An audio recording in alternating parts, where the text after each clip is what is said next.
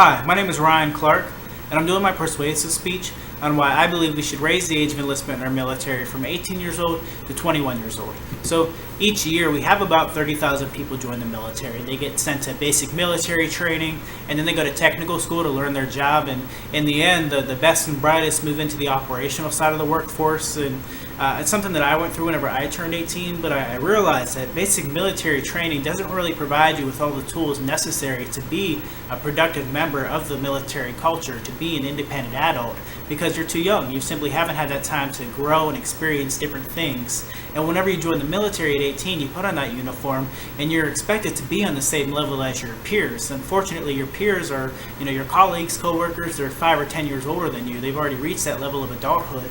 And being an 18, 19-year-old person, it can be very difficult to live up to that pressure, the expectations placed on you by senior members, simply because you're too young to know any better.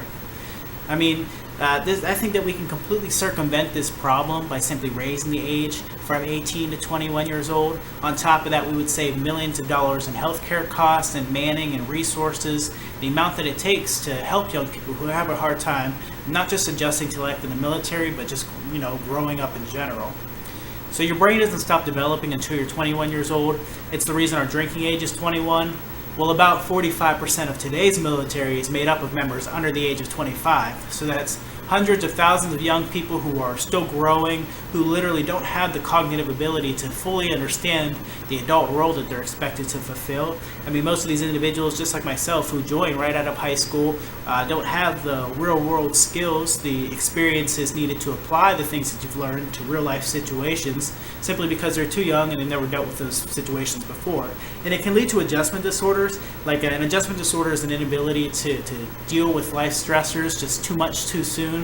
So, like I said, I work in a mental health clinic, and people who are having a hard time adjusting, a common problem for them is coming in because, they're growing up, they're having occupational stress, there's too much going on at work, problems with dating, girlfriends, boyfriends, relationships, normal problems. There's a lot of great resources out there to help with these problems, something that I think we can all relate to.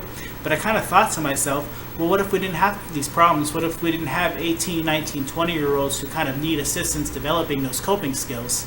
How efficient would our military branches be? How much would we save in our budget because we no longer need as many staff members? A huge portion of the healthcare budget and those staff members could be allocated to another area, perhaps to those who are affected by PTSD symptoms or combat stress, veterans who are discharged for medical reasons but are having a hard time adjusting to civilian life. The point is that those resources can be better spent, in my opinion. So in 2012, the DoD spent about $50 billion, got about $50 billion for healthcare. 10% of that went to the mental health clinic. I believe that by raising the age of enlistment from 18 to 21 years old, a huge portion of that money would be up for grabs. And, with the president moving forward with sequestration, obviously the government is looking for ways to save as much money as possible. They're already looking to cut manning, for people to voluntarily separate from the active duty, as well as make it difficult to get into the service in the workplace. But it just makes sense that we can help achieve those goals to cut spending by enlisting those between the ages of 21 to 27 rather than 18 to 27.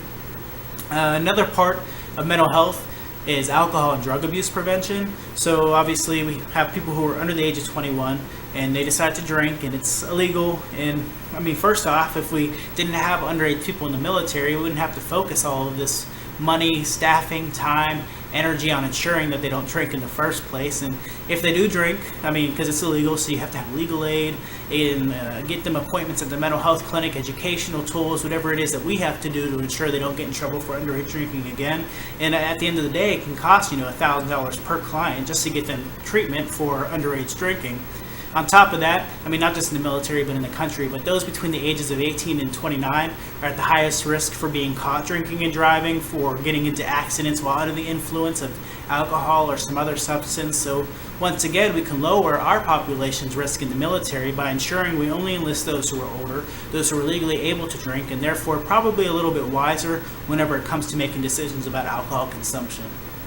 So I think it's easy to see the financial benefits of raising the age of enlistment to 21. However, it may be a little bit more difficult to truly understand the difficulty adjusting to military life if you've never experienced it before, the emotional stress rather than the financial problems. So, growing up, I think that it's a struggle we can all relate to.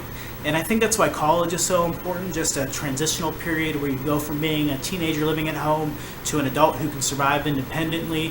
Unfortunately, whenever you join the military at 18, 19 years old, you don't get that full transitional experience. You're kind of thrust from from being a teenager living at home with your parents to adulthood almost overnight. That pressure is very difficult for many people to overcome, which I'm sure you can imagine. In fact, in 2011, we in the military separated about 3,000 members because they had a failure to adapt to the military lifestyle. So a lot of young people who were unable to cope with a lot of things about being in the military, and we had to get rid of them. So all this money, all this time, getting them trained, getting them out to their job is just kind of wasted, just down the drain, whenever we could have used those money, those resources for better things.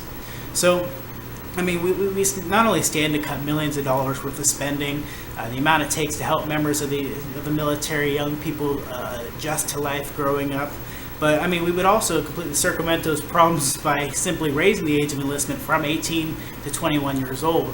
And I just gave you a little bit about my stance on this situation, but I think there's so much resources out there that would help educate you as to the benefits of raising the age of enlistment from 18 to 21 years old. So I encourage you to leave here today and go out and do some of your own exploring, see what we can do as a society, as a class to make this happen. So thank you once again. I'm Ryan Clark. This is my persuasive speech on why we should raise the age of enlistment from 18 years old to 21 years old.